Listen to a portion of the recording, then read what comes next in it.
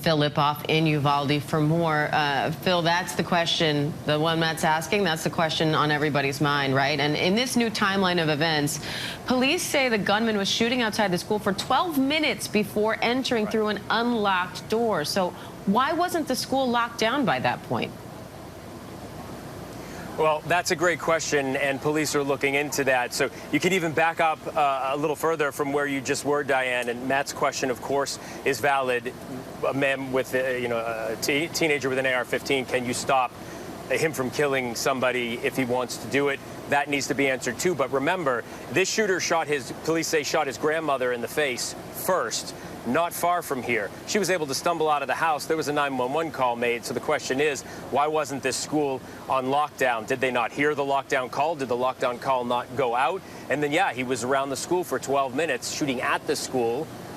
Obviously, people were concerned and calling about that. Then he hopped over a fence. Then he got into a locked door. These are all things that law enforcement are going to have to suss out in the coming days. You sure are. And Phil, how does this updated timeline now change the conversation around hardening soft targets like schools?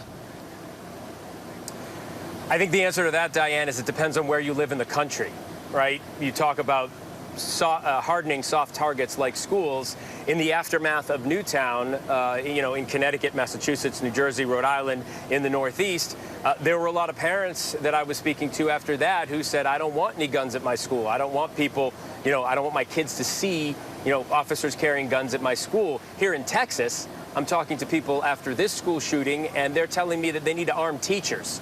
So the conversation depends on where you are in this country. And federally, we all know where we are. The Democrats, Republicans really not getting anything done ever after any one of these shootings. Yeah, we're going to touch more on that in a moment. But Phil, I want to talk about yet another bit of horrible news that comes on the back of this tragedy. The husband of one of the teachers killed in this shooting has now died of a heart attack. Their 4 children now lost both parents this week. How is the community rallying around them? Well, this was the teacher, Irma Garcia, and she had been at this school for 23 years, married to her husband, Joe, for 24 years. They were high school sweethearts. She was murdered at the school behind me trying to keep her own kids safe as the shooter was just shooting up this classroom. That's hard enough to deal with. They have 4 kids. The oldest, a Marine in boot camp, who will now obviously have to come back to be with his family. The youngest in 7th grade.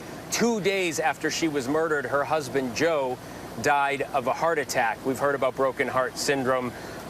Who knows if he had a heart condition leading up to this, but whatever it was, 2 days after she died, he died, and now these 4 kids are left without any parents. So sad. I know they were about to celebrate their 25th wedding anniversary. Phil, we're also expecting a press briefing from the Department of Public Safety there today. That's who we heard from yesterday, clearing up some of the details of this story so far. So what do we know about what they're planning today?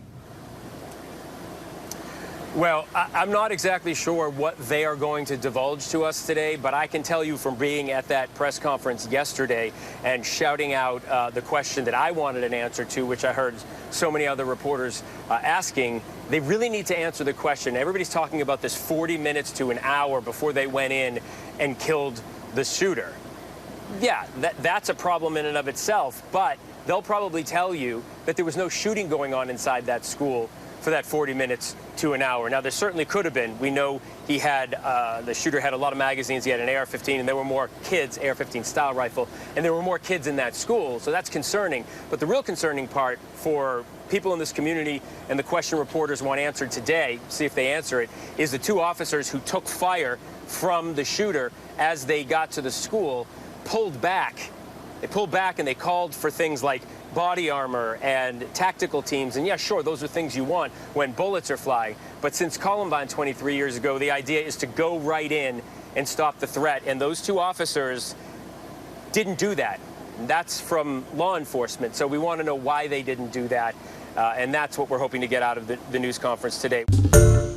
Hi, everyone. George Stephanopoulos here. Thanks for checking out the ABC News YouTube channel. If you'd like to get more videos, show highlights, and watch live event coverage, click on the right over here to subscribe to our channel. And don't forget to download the ABC News app for breaking news alerts. Thanks for watching.